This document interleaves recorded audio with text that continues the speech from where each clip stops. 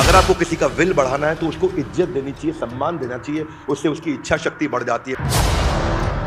Emotions होना ठीक है पर इमोशनल होना गलत है, सेंटिमेंट होना ठीक है, सेंटिमेंटल होना गलत है। मृत्यु तो एक बार आती है पर अपमान अगर हो जाता है तो वो मृत्यु रोज रोज आती है। जो आदमी री इन्वेंट नहीं कर रहा, रेलेवेंट नहीं कर रहा, उसका गेम ओवर हो गया। मौत के दर्द से ज्यादा दर्द होता है जब इंसान की इज्जत समाप्त हो जाती है। या तो अपने आप को री इन्वेंट करो या फ्यूचर को इन्वेंट करो। जो आदमी वहीं रह गया और इंप्रूवमेंट साइकिल नहीं लेकर के आया वो बर्बाद हो जाएगा।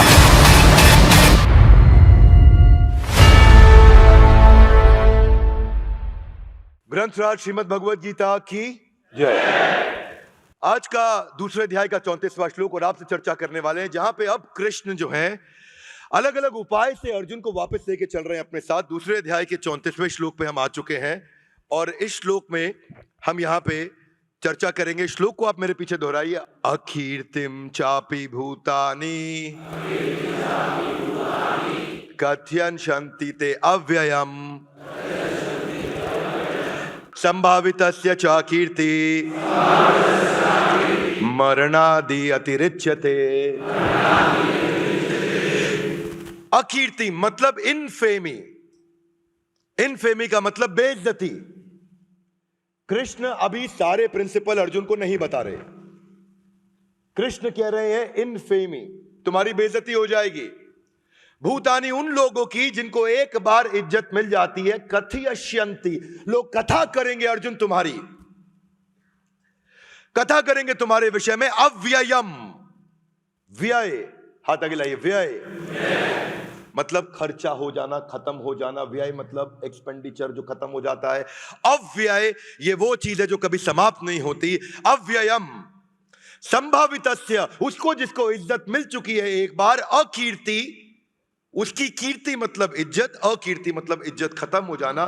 मरणाद अतिरिच्यते, ये मरने से भी ज्यादा बुरा होता है।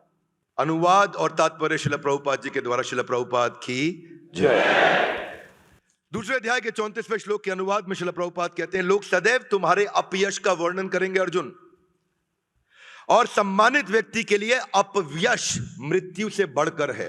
People will always speak of your infamy and for those who have been honoured, एक बार अगर इज्जत मिल गई, those who have been honoured, then dishonour is worse than death. Arjun तुम्हारी एक बार इज्जत की जा चुकी है, लेकिन अब अगर तुम्हारी इज्जत छीन ली तो तुम बर्बाद हो जाओगे।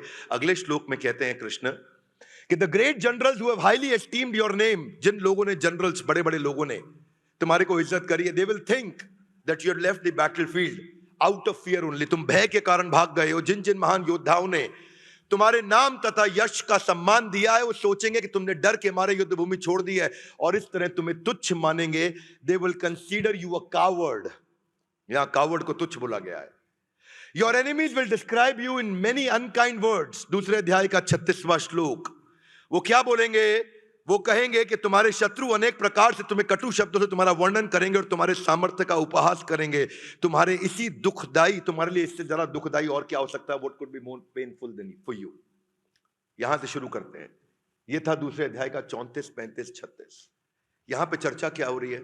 यहां कृष्ण बता रहे हैं कि और कारण अभी तुम्हें अर्जुन बताऊंगा कि तुम्हें क्यों युद्ध करना चाहिए, पर पहला कारण समझ लीजिए। जो मैस्लो की हायरार्की दूसरे अध्याय के शुरुआत में, पीछे के एपिसोड्स में कृष्ण ने समझाई थी। जो लोग सारे सीरीज देख रहे हैं, सारे वीडियोस देख रहे हैं, सारे एपिसोड देख रहे हैं, कृष्ण ने मैस्लो की हायरार्की में फिजियोलॉजिकल से बात नहीं किया। हाथ आगे लाइए। सबसे नीचे शारीरिक इच्छाएं, उसके ऊपर मानसिक, बौद्धिक, आत्मिक, आध्यात्मिक। कृष्ण ने ऊपर से शुरुआत करी। कृष्ण ने क्या बोला कि तुम ये धन ऐश्वर्य के लिए नहीं कर रहे, तुम राजपाट के लिए नहीं कर रहे। अर्जुन प्रिंसिपल समझाया, क्योंकि अर्जुन बहुत शक्तिशाली व्यक्ति था। एक शिकारी के वेश में जब जाकर के उसने भगवान शिव को जाकर के हराया तो उनसे पाशुपात अस्त्र प्राप्त किया था।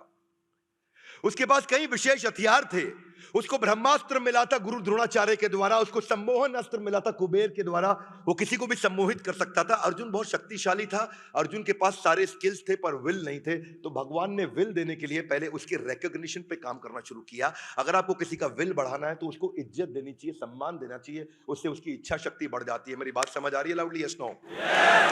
इंद्रास्त्र मिला था जो इंद्र ने दिया था, वरुणास्त्र दिया था जो वरुण ने दिया था। वरुण, भगवान वरुण जो है, उन्होंने ऐसा अस्त्र दिया कि किसी भी समय कोई भी तुम पे अगर किसी भी प्रकार का अटैक करेगा तो तुम नदी समुद्र बाण ऐसे छोड़ोगे कि इतना पानी उस पे आ जाएगा, सब कुछ बह जाएगा, पूरा शरीर, पूरा का पूरा शहर बह सकता है। बहुमास्त्र मिला था जो कि मां भूमि ने दिया था उनको, और उसमें क्या कहा था कि कहीं पे भी तुम हो और फंस जाओ तो तुम डीप टनल, सुरंग, गुफाएं तैयार कर सकते हो और उन गुफाओं से तुम गायब हो सकते हो। उसको नागास्त्र दिया गया था कि नाग के रूप में परिवर्तित हो जाएंगे तीर सारे। उसको गरुड़ास्त्र दिया गया था कि किसी ने नागास्त्र छोड़ दिया तो गरुड़ आकर के सारे सांपों को समाप्त कर देंगे। उसके पास अंतर्ध्यान अस्त्र था जो कुबेर ने दिया था कि जब चाहो तुम अपने आप को या किसी को भी अंतर्ध्यान करके गायब कर सकते हो। अर्जुन, तुम इतने बुद्धिमान, इतने शक्तिशाली, इतने स्किल्ड हो, अगर तुमने जॉब से डांट खाने पे रिजाइन कर दिया तो लोग कहेंगे कावर्ड था। क्या मेरी बात समझ आ रही है लाउडली? Yes no? एक और त्वस्त्र नाम का अस्त्र भी था। ये बहुत ही अद्भुत अस्त्र हुआ करता था कि जिसमें आप बिना कुछ किए उस अस्त्र के चलाने से आपके सामने जो आपके शत्रु की सेना है वो आपस में लड़ने लग जाए। उसके पास वो सारी टैक्टिक्स, वो सारी स्ट्रैटेजीज थी जिसके द्वारा वो कंपटीशन के पूरे मार्केट शेयर को एक्वायर कर सकता है। पर ऐसी कंपनी जो इस स्टेज के अंदर अचानक छोड़ दे एक किसी इमोशनल तकलीफ के चलते, without understanding the right philosophy, उनको एक वज्रास्त्र दिया इंद्र ने कि सामने वाले पे ऐसा वज्रपात हो जाए, यानी कि सारे सैन्य प्रमाण पत्र, जिसको बोलते हैं सर्टिफिकेशंस, जो भी इंटरनेशनल सर्टिफिकेशंस, ग्लोबल, यूनिवर्सल और मल्टी यूनिवर्सल, यानी कि अलग अलग लोगों के सर्टिफिकेशंस भी थे उनके पास। और बावजूद उसके बीइंग मोस्ट क्वालिफाइड व्यक्ति, अगर आपने युद्ध छोड़ दिया तो मरणादि अतिरिच्यते। और ऐसा कभी कभी ये तब होता है एक इंसान के साथ जब वो एक इमोशनल स्टेज के चलते, इमोशंस होना ठीक है पर इमोशनल होना गलत है, सेंटिमेंट होना ठीक है, सेंटिमेंटल होना गलत है। परिस्थितियों के चलते जब कभी व्यक्ति भटकता है मार्ग से तो उसमें भगवत गीता काम आती है। जो व्यक्ति ये सारी सीरीज को अटेंड कर रहा है, सारे एपिसोड्स को अटेंड कर रहा है, वो समझ पाएगा। छोटी छोटी गलतियों के कारण माइकल जैक्सन, जिसको भगवान माना जाता था पॉप म्यूजिक का, लोग पूजा करते थे माइकल जैक्सन की। लुई विटॉन उसका सबसे बड़ा ब्रांड एंडोर्सर, जिसकी वो एंडोर्समेंट करता था, सबसे बड़ा स्पॉन्सर था लुई विटॉन। सारा खर्चा माइकल जैक्सन की जिंदगी का लुई विटॉन। जिस दिन एक बार बच्चे के साथ में सेक्स करने का, मॉलेस्टेशन का उसके ऊपर एक इल्जाम लगा, लुई विटॉन भी गया, सारे के सारे दुनिया के स्टेज शो भी कैंसिल हुए, उसकी म्यूजिक सीडीज, म्यूजिक कैसेट की जितना भी उसका बिजनेस था वो सारा ड्रॉप हो गया। वो एक मॉलेस्टेशन के कारण इवेंट, कॉन्सर्ट्स सब बर्बाद हो गए। क्यों? अकीर्ति चापी भूतानी। वो ऐसा अकीर्ति हुआ उसका। सबसे बड़ा एग्जाम्पल जो हमेशा याद करता हूं वो बिल क्लिंटन का है। बिल क्लिंटन दुनिया के सबसे शक्तिशाली, देश के सबसे शक्तिशाली राष्ट्रपति रहे हैं, हार्वर्ड के पढ़े हैं, येल के पढ़े हैं, गवर्नर रह चुके हैं पहले। और गवर्नर रहने के बाद बिल क्लिंटन कहां पहुंचे? बिल क्लिंटन जानते हैं, उनके देश की सॉकर और बेसबॉल टीम को, नेशनल टीम को रिप्रेजेंट कर चुके थे बिल क्लिंटन। सबसे बुद्धिमान लोगों में माना जाता था बिल क्लिंटन को। पर उसके बाद मोनिका लेविंस्की के बाद अमेरिका का पहला मीटू मूवमेंट चालू हुआ था। बाद में यहां मीटू मूवमेंट किसी और के साथ शुरू हुआ था, because several women had put their allegations. बस यही है, मरणादि अतिरिच्यते। उसके बाद क्या हुआ? बिल क्लिंटन कभी वापस नहीं उठ पाए, कभी आगे नहीं आ पाए। इसमें दो बातें हैं जो आपको समझनी बहुत जरूरी है। अकीर्ति चापी भूतानी में दो बातें जो आपको समझनी जरूरी है कि एक तो पहले इस कॉन्सेप्ट को समझते हैं, हर्षद मेहता जिसके ऊपर सीबीआई नहीं, अकेले 15,000 स्क्वायर फीट के मकान में रहने वाले, घर का अपना पर्सनल गोल्फ कोर्स होने वाला व्यक्ति, वो जो उस समय देश की सबसे महंगी गाड़ी विदेश से मंगाई लेक्सस की, वो आदमी जिसको दुनिया अमिताभ बच्चन मानती थी स्टॉक मार्केट का, वो आदमी जिसके एक इशारे पे लोग अपनी सारी संपत्ति लगा देते थे, वो आदमी जिसके एक इशारे पे लोग अपनी प्रॉपर्टी बेचकर स्टॉक मार्केट में इन्वेस्ट कर देते थे। बिगेस्ट स्कैम एवर गया। 672 क्रिमिनल केसेस हुए। रिश्तेदारों ने छोड़ दिया, मित्रों ने छोड़ दिया, अपने भाइयों ने, अपने दोस्तों ने, अपने रिश्तेदारों ने उसके ऊपर केसेस किए। सीबीआई के 672 क्रिमिनल केसेस के बाद में जेल के अंदर हार्ट अटैक के कारण मारे चले गए, बर्बाद हो गए। मानना यह है कि एक बार जब आप अच्छा करते हैं और आगे बढ़ते हैं तो आप बहुत तेजी से भी नीचे आ सकते हैं, और उसके बारे में कृष्ण ने बताया कि इसका ध्यान रखना बहुत जरूरी है एक व्यक्ति को। आलोकनाथ, जिसको सबसे संस्कारी व्यक्ति पूरी बॉलीवुड इंडस्ट्री का माना जाता था, सबसे ज्यादा संस्कारी व्यक्ति, आलोकनाथ का चेहरा देख करके आपको कैसी भावना आती? हमेशा ऐसी भावना आती कितने अच्छे इंसान हैं। लेकिन आलोकनाथ के ऊपर मी टू मूवमेंट की शुरुआत ही उसी इंसान से हुई। एक्चुअली बाद में वो एक एक्टिंग करते बॉलीवुड में, विलेन, मेरे को नाम याद नहीं आ रहा, आऊ आऊ बोलते, क्या नाम है, शक्ति कपूर के ऊपर भी लगा, लेकिन लोगों को शक्ति कपूर की चर्चा नहीं करी। उन्होंने कहा हो सकता है करे। आलोकनाथ का हुआ तो कितना नाम खराब हुआ। क्या मैं समझा पा रहा हूं आपको? वो संस्कारी ऑन स्क्रीन इमेज जितनी स्ट्रांग थी, रेणुका शहाणे ने बताया बाद में कि इसकी प्रेडेटरी आदतों का हमारे को पता था। शराब पीने के बाद ये क्या करता था औरतों के साथ, एक के बाद एक, एक के बाद एक, एक के बाद एक। वही हुआ। संभावितस्य च कीर्ति मरणादि अतिरिच्यते। मैं एक एथलीट था और दो लोग मैं जिसको बहुत फॉलो करता था, मैं डिएगो मैराडोना और बेन जॉनसन। मेरे को फुटबॉल और ट्रैक एंड फील्ड बहुत पसंद था। मैं लॉन्ग डिस्टेंस रनिंग किया करता था, 5 किलोमीटर 10 किलोमीटर रोज रनिंग करता था सालों साल तक। मेरे पास कम से कम पर्सनली अपनी बात बता रहा हूं 80 70 80 मेडल्स रहे हैं। हर साल स्कूल का बेस्ट आउटस्टैंडिंग एथलीट अवार्ड्स मिलते थे मेरे को। तो मैं बेन जॉनसन को देखता था कि पृथ्वी का सबसे जीवित, सबसे तेज धावक ऐसा एक इंसान। पर बेन जॉनसन के बारे में क्या हुआ? उसको कैनेडियन स्पोर्ट्स मिनिस्टर ने बोला he is a disgrace on Canada. क्यों? मरणादि अतिरिच्यते। यही मैं आपको बोल रहा हूं कि कथयश्यन्ति, हाथ आगे लाइए, आपके बारे में कथा करेंगे लोग। और कितनी कथा करेंगे? अव्ययम, समाप्ति नहीं होगी, इतनी नेगेटिविटी की कथा होगी। तो कृष्ण वहां से अर्जुन को समझा रहे हैं और अर्जुन अभी साथ साथ सुन रहे हैं, क्योंकि अर्जुन दूसरे अध्याय के 7वें श्लोक में सरेंडर कर चुके हैं। प्रश्न पूछेंगे। एनक्वायरी और इंक्वायरी में यही अंतर होता है, एक में चैलेंज किया जाता है और एक में सबमिसिव तरीके से पूछा जाता है। एक है इंक्वायरी और एक है एनक्वायरी। दोनों में बड़ा फर्क है। एक आई से शुरू होता है, एक ई से शुरू होता है। डिएगो मैराडोना बस केवल अलर्टनेस और एनर्जी के लिए उसने एक ऐसा ड्रग लिया था जो 5 प्रकार से आता है, और उस ड्रग के कारण उसको फुटबॉल का इतना बड़ा बैन लगा।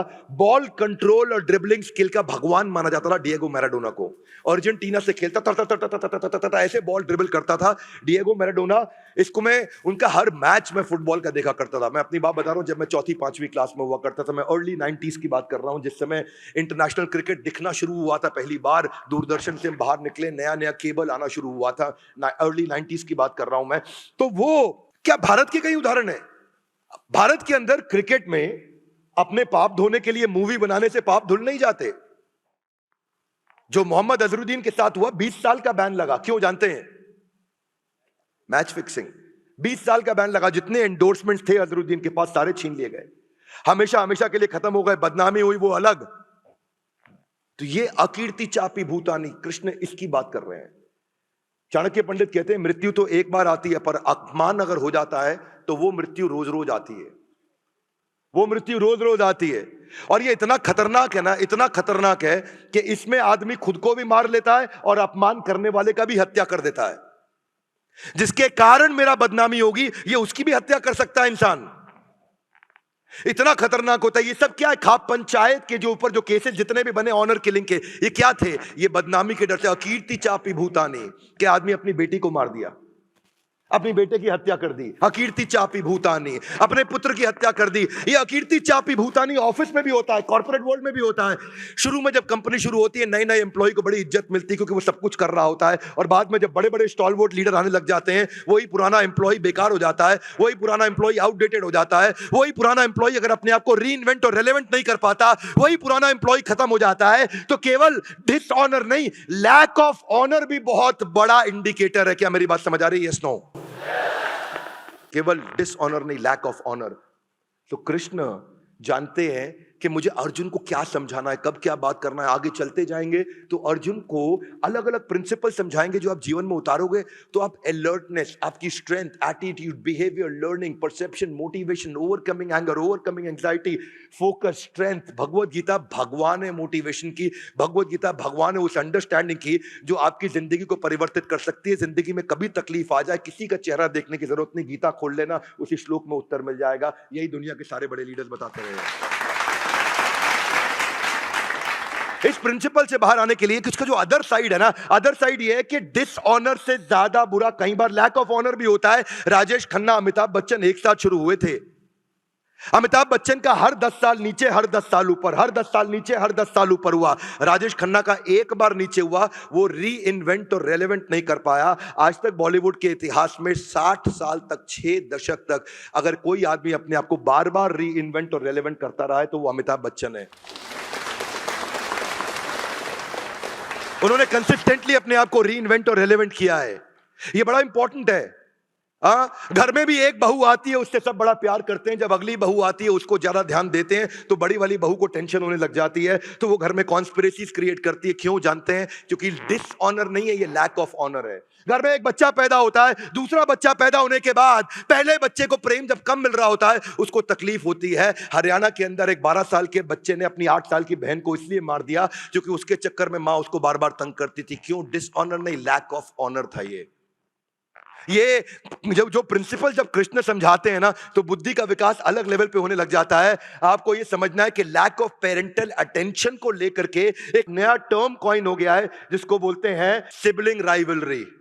सिबलिंग राइवलरी के लिए साइकोलॉजिस्ट आजकल काम करने लगे हैं। क्यों? क्योंकि उनको मालूम है ये प्रिंसिपल है। ये साइकोलॉजी जितनी भगवत गीता सिखा सकती है दुनिया में कोई नहीं सिखा सकता। हमारे देश में जो पहले मोटिवेशनल स्पीकर हुए हैं पिछले कुछ सालों में वो शिव खेड़ा थे, और क्या लेजेंडरी मोटिवेशनल स्पीकर, मैं उनका सम्मान करता हूं। पर आज शिव खेड़ा किधर है? खत्म हो गया सब कुछ, गेम ओवर, दिखाई नहीं पड़ती। ये वो व्यक्ति हैं जिन्होंने कास्ट बेस्ड रिजर्वेशन पे बहुत काम किया था, जिन्होंने एक इंडिया की एक फाउंडेशन, कंट्री फर्स्ट फाउंडेशन भी बनाई। ये भारत को लेकर के बड़े सजग थे। पर शिव खेड़ा क्या किया उन्होंने? वो सीडी बेचते रह गए।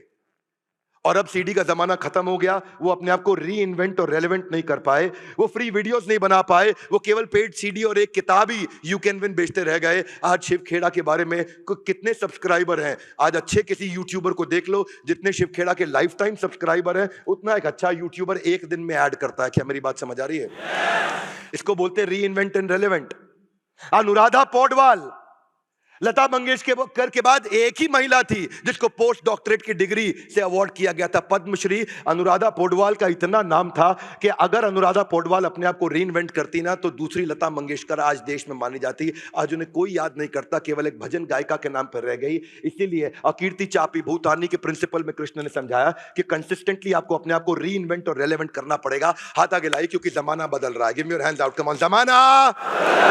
जमाना इतनी तेज बदल रहा है कि इस समय जो पढ़ाई है वो कंटिन्यूअसली ऑनलाइन होती जा रही है। लोग गाड़ियां नहीं खरीद रहे, ड्राइवरलेस गाड़ियां होती जा रही है। और न केवल ड्राइवरलेस, ओला उबर के आने से गाड़ियों की बिक्री कम होनी शुरू हो गई है। क्या मेरी बात समझ आ रही है? Loudly yes no.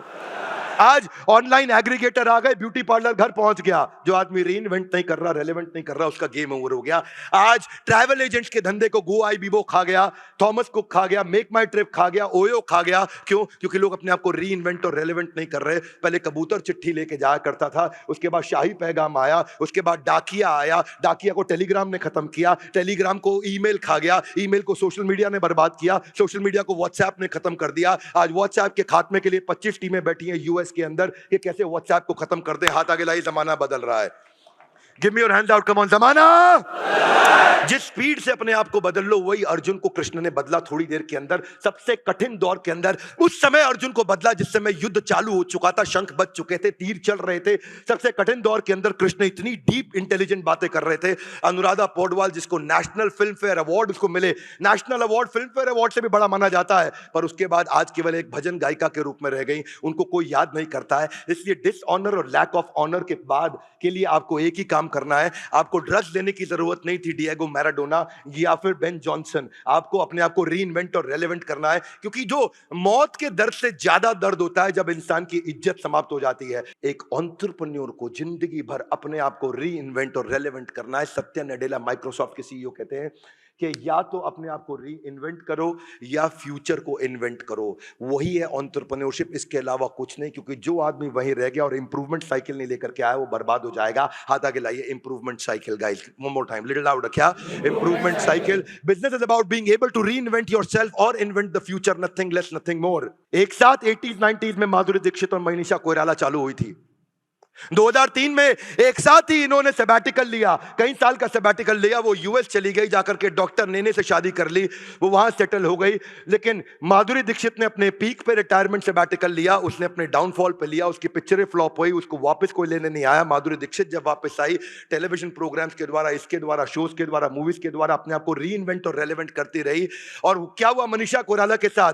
वो शराब में डूब गई और उसका जो सम्राट दहल के साथ शादी हुई वो 2 साल से ज्यादा चली नहीं। कैंसर जैसी घातक बीमारी ने उसको बर्बाद कर दिया। उसके बाद मनीषा कोइराला कभी वापस नहीं आ पाई। माधुरी दीक्षित को आज भी लोग बड़े उत्साह से देखते हैं, सोशल मीडिया पे भी देखते हैं, टेलीविजन पे भी देखते हैं। और मनीषा कोइराला को उन्होंने शायद ये सोचा कि गुजरे वक्त की अभिनेत्री, अब उसका करियर और जिंदगी समाप्त हो चुकी है। एयरपोर्ट पे चलते हुए मनीषा कोइराला आपके बाजू से निकल जाए, कोई गर्दन घुमा के नहीं देखता है। और माधुरी दीक्षित का पता लग जाए कि वो आने वाली है तो पूरा देश वहीं खड़ा होकर के इकट्ठा हो जाता है। इसको बोलते हैं reinvent and relevant. Krishna किस फिलॉसफी से बात करते हैं, कहां लेके जाते हैं, ये था आज का श्लोक। अकीर्ति चापि भूतानि कथयश्यन्ति ते अव्ययम् संभावितस्य चा कीर्ति मरणाद अतिरिच्यते। भगवत गीता एक ऐसा ग्रंथ है, इस एपिसोड के हर वीडियो को सबको देखना चाहिए, एक के बाद एक इसके एपिसोड्स हम आपको YouTube पे देते चले जा रहे हैं। आपको क्या लगता है भगवत गीता के ये सारे एपिसोड्स इन एक्शन देखने चाहिए? Loudly yes no. हाथ आगे लाइए। क्यों? क्योंकि ये गीता इन एक्शन। हाथ आगे लाइए, come on, Gita in louder everybody, one more time, Gita in. Gita को जीवन में कैसे उतारा जाए उसके बारे में एक एक श्लोक करके हम एपिसोड के बाद एपिसोड, एपिसोड के बाद एपिसोड, इसका एक भी वीडियो जीवन में मिस नहीं करना। हमारे साथ जुड़े रहने के लिए, इस एपिसोड को अंत तक देखने के लिए आप सबका हृदय की गहराई से प्रेम पूर्वक बहुत बहुत धन्यवाद। ग्रंथराज श्रीमद् भगवद गीता की जय। Thank you.